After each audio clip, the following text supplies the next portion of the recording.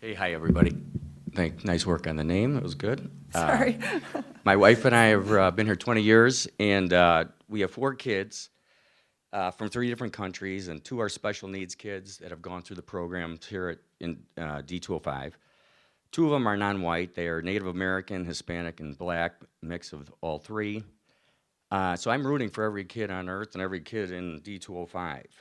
I have 5 teachers in my immediate universe, including my mom, sister, and in-laws.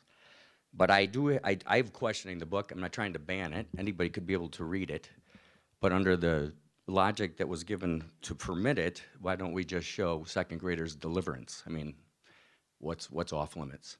So I'm not asking anybody to ban it, but I am asking for some thought process on how these books get to be candidates.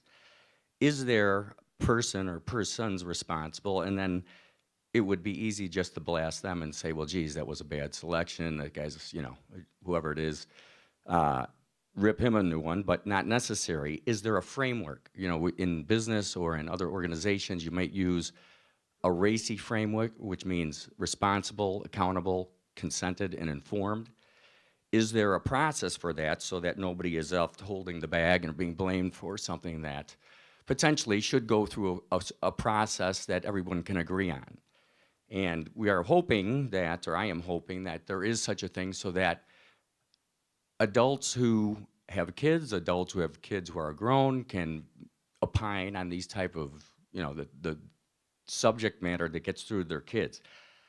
What the gentleman just read here was, would you read this to your kids? And I was thinking about, what would my kids reading this to my 93-year-old mother-in-law?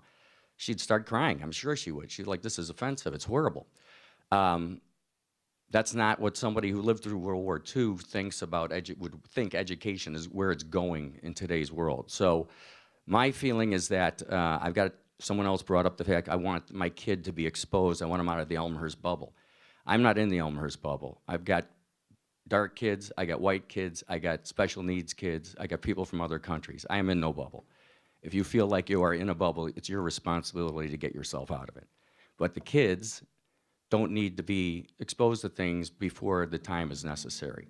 I don't think doing this is getting them out of any kind of bubble. So I appreciate your time, and I hope that there is a process 30 seconds. that allows us to weed things out that are appropriate, inappropriate. And when we find something like this, in my eyes, when I hear some of these passages, if these are not inappropriate, then what would be?